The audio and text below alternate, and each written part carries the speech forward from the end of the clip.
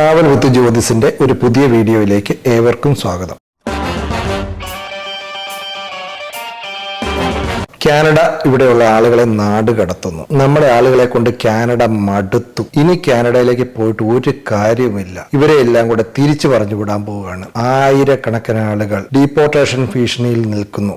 ഇങ്ങനെയുള്ള ടൈറ്റിലോടുകൂടി കുറേയേറെ വീഡിയോ ഈ കഴിഞ്ഞ ഒരാഴ്ചയോ രണ്ടാഴ്ചയായിട്ടോ യൂട്യൂബിൽ വന്നിട്ടുണ്ട്. ഈ പറയുന്ന കാര്യവുമായിട്ട് ബന്ധപ്പെട്ടൊരു വീഡിയോ ചെയ്യേണ്ടതാണ് ഞാൻ ആദ്യം ആഗ്രഹിച്ചത്. പക്ഷെ എങ്കിലും ഇതിന്റെ സത്യാവസ്ഥ എന്താണെന്ന് ആളുകളെ പറഞ്ഞ് മനസ്സിലാക്കുക എന്നുള്ളതാണ് ഞാൻ ഈ വീഡിയോ കൊണ്ട് ഉദ്ദേശിക്കുന്നത്. ഇതെന്റെ കാഴ്ചപ്പാടുകളാണ് ഞാൻ വീഡിയോയിലൂടെ പറയുന്നത്. ഇവരൊന്നും പറയുന്ന പോലെ കാനഡ 10,000 ലക്ഷക്കണക്കിന് ആളുകളെ ഒന്നും നാട് കടത്താനൊന്നും പോകുന്നില്ല. അതൊക്കെ വെറും വീഡിയോയ്ക്ക് റീച്ച് കിട്ടാൻ വേണ്ടി ആളുകൾ പറയുന്ന ഒരു കാര്യമാണ്. എന്നാൽ കാതലായ 2-3 കാര്യങ്ങൾ ഇതുമായിട്ട് ബന്ധപ്പെട്ട് എനിക്ക് പറയാനുണ്ട്.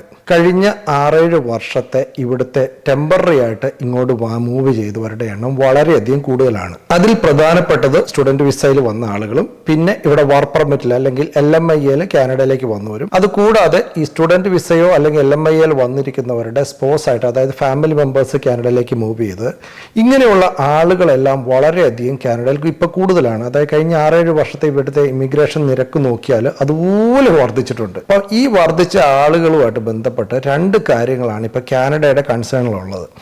ഒന്ന്, ഇവിടുത്തെ ഹൗസിങ്, അതായത് വീട് കിട്ടാനുള്ള ബുദ്ധിമുട്ട് അത് വളരെയധികം കൂടുതലാണ് ഇപ്പോൾ കാനഡയിൽ.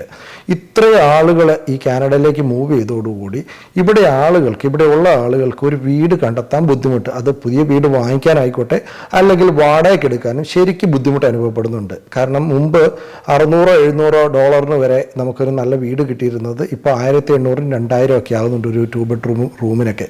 അപ്പോൾ ഇത്രയധികം ഈ ഹൗസിംഗ് മാർക്കറ്റ്, അതായത് പ്രത്യേകിച്ച് റെന്റൽ മാർക്കറ്റ് വർദ്ധിച്ചു. അതുപോലെ തന്നെ വീട് കിട്ടാനുമില്ല.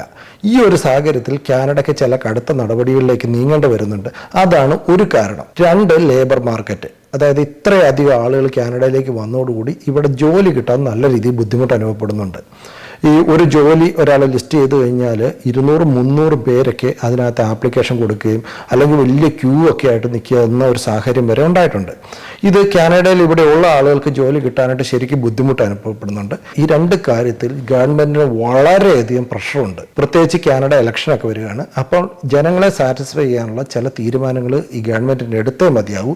അതാണ് ടെമ്പററി വിസകൾ നിയന്ത്രിക്കും എന്നുള്ള കാര്യത്തിൽ ഗവൺമെന്റ് തീരുമാനം കൈക്കൊള്ളുകയും നമ്മുടെ പ്രധാനമന്ത്രി ആണെങ്കിലും അല്ലെങ്കിൽ ഇവിടുത്തെ ലേബർ മിനിസ്റ്റർ ആണെങ്കിലും ഈ കാര്യത്തിൽ ചിലപ്പോൾ ചില തീരുമാനങ്ങളും ചില കാര്യങ്ങളൊക്കെ പ്രഖ്യാപിക്കുകയൊക്കെ ചെയ്തത്. അതിന്റെ അർത്ഥം ഇവിടെ ഉള്ളവരെ എല്ലാം പടിയടച്ച് പിണ്ടം വെക്കും എന്നൊന്നും അല്ല. ഈ ഒരു കാര്യത്തിൽ ഒരു നിയന്ത്രണം കൊണ്ടുവന്നു കഴിഞ്ഞാൽ ഇങ്ങനെയുള്ള ജോബ് മാർക്കറ്റ് ആയിക്കോട്ടെ, ഹൗസിംഗ് മാർക്കറ്റ് ആയിട്ട് ഒരു സ്റ്റെബിലിറ്റി കിട്ടും എന്നുള്ള കാര്യത്തിൽ അവർക്കൊരു ഒരു ഉറപ്പുള്ള കാരണമാണ് കുറച്ച് ആളുകളെങ്കിലും കുറച്ചേക്കാന്ന് തീരുമാനിച്ചേക്കുന്നത്.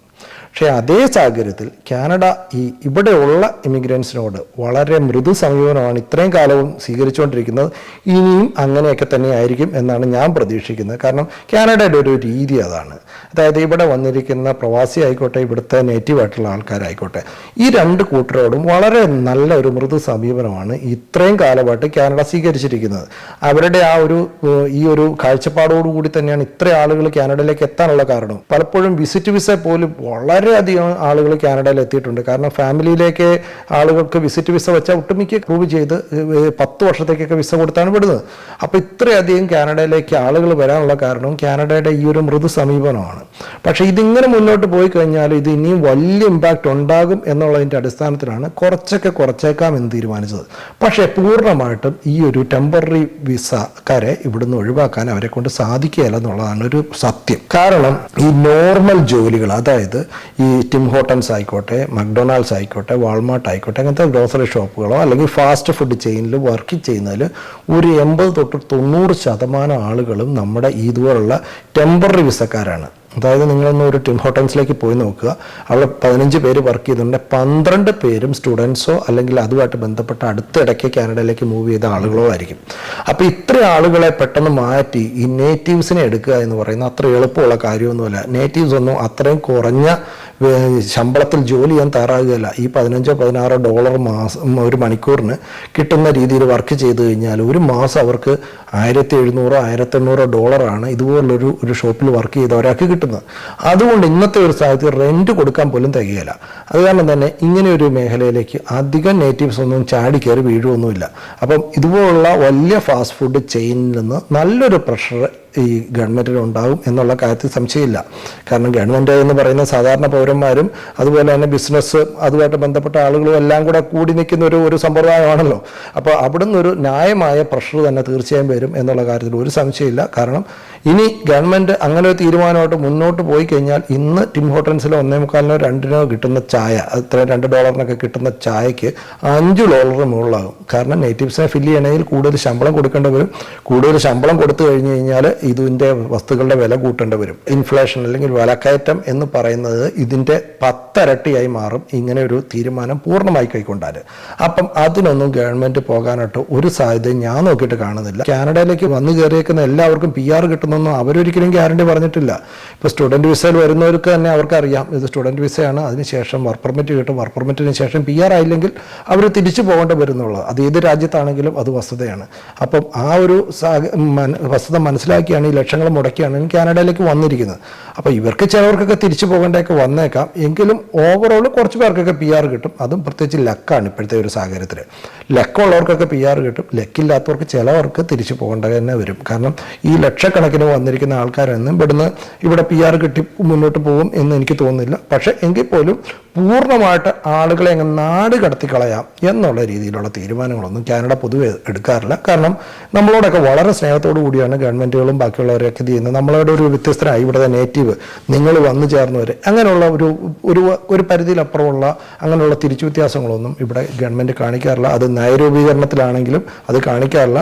കാരണം ഇന്നത്തെ ടെമ്പററി റെസിഡൻ്റ് ആണ്, നാളത്തെ പെർമനന്റ് റെസിഡൻ്റ് ആണ്, അതിനുശേഷമുള്ള സിറ്റിസൺസ് ഇവരുടെയൊക്കെ വോട്ട് വേണ്ടതാണ് എന്നുള്ള ഒരു ബോധം കൂടെ ഈ തീർച്ചയായും ഗവൺമെൻറ്റിലുണ്ട്. അപ്പോൾ അതുപോലുള്ള ശക്തമായ സമീപനമൊന്നും സ്വീകരിക്കും എന്ന് എനിക്ക് തോന്നുന്നില്ല. പിന്നെ കുറച്ച് പേർക്കൊക്കെ ലക്കില്ലാതെ ഇരിക്കുന്നവർ തിരിച്ചു പോകേണ്ടത് തന്നെ വരും.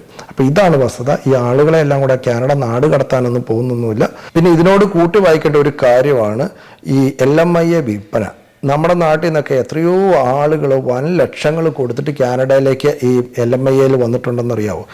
കാനഡയുടെ നിയമം അനുസരിച്ച് ഒരു വിസയും വിൽക്കാൻ പാടില്ല, $1 പോലും കൈപ്പറ്റാൻ പാടില്ല. ആ ഒരു സാഹചര്യത്തിൽ ഈ ലക്ഷങ്ങൾ വാങ്ങിച്ച ഇത് വിൽപ്പന നടക്കുകയും ഇതൊരു വലിയ റാക്കറ്റാണെന്ന് ഗവൺമെൻറ് തിരിച്ചറിയുകയും ഈ LMIAയിലുള്ള ഇങ്ങോട്ടുള്ള വരവിന് ശക്തമായ നിയന്ത്രണം കൊണ്ടുവരുന്നത് തന്നെ ഗവൺമെൻറ് പറഞ്ഞിട്ടുണ്ട്. കാരണം അതിനൊരു കാരണമുണ്ട്, അത് കണ്ടമാനം മിസ്യൂസ് ചെയ്തിട്ടുണ്ട്. കാരണം സ്കിൽഡ് ആയിട്ടുള്ള ആളുകളൊന്നുമല്ല, പല ഏജന്റുമാരും സ്കിൽഡ് അല്ലാത്തവരെയും ഈ ഒരു മേഖല പണം ഉണ്ടാക്കാൻ വേണ്ടി മാത്രം ഉപയോഗിക്കുന്ന ഒരു സാഹചര്യമാണ് ഉണ്ടായേക്കുന്നത്. അത് ഒഴിവാക്കാൻ തന്നെ പിന്നെ എംപ്ലോയർമാർ ഭയങ്കരമായിട്ടും ഇതിനെ വരുന്ന ആളുകളെ ചൂഷണം ചെയ്യുന്നുണ്ട്. അപ്പോൾ LMIയുടെ കാര്യത്തിൽ തീർച്ചയായും ഗവൺമെൻറ് ഒരു ശക്തമായ നിലപാട് കൈക്കൊണ്ടു. അത് വലിയ നല്ലൊരു കാര്യം തന്നെയാണെന്നാണ് ഞാൻ വിചാരിക്കുന്നത്. പക്ഷേ ഓവറോൾ ഇവിടുന്ന് ആരെയും നാട് കടത്താനൊന്നും പോകുന്നില്ല. കുറച്ച് പേരൊക്കെ തിരിച്ചു പോകേണ്ടി വരും, കുറച്ച് പേരൊക്കെ ഇവിടെ നിൽക്കുക തന്നെ ചെയ്യും. അപ്പോൾ ഇതാണ് അതിൻ്റെ വസ്തുത. യൂട്യൂബർമാർ വെറുതെ റീച്ച് കൂട്ടാൻ വേണ്ടി പല ഡയലോഗുകളും ഇവിടെ വന്നിട്ടൊക്കെ കണ്ടിട്ടോ ഇല്ലാത്ത യൂട്യൂബർമാർ വരെ ഈ ടൈപ്പ് വീഡിയോകൾ ചെയ്യുന്നുണ്ട്. ഇപ്പം ഞാനിത് കാനഡയിൽ ഇരുന്നുകൊണ്ട് തന്നെയാണ് ചെയ്യുന്നത്. അപ്പോൾ ഇവിടുത്തെ സാഹചര്യം മനസ്സിലാക്കിക്കൊണ്ട് തന്നെയാണ് ചെയ്യുന്നത്. അപ്പോൾ ഇതുപോലുള്ള പുതിയ വിഷയങ്ങളുമായി വീണ്ടും വരാം. അതുവരെ ബൈ ബൈ.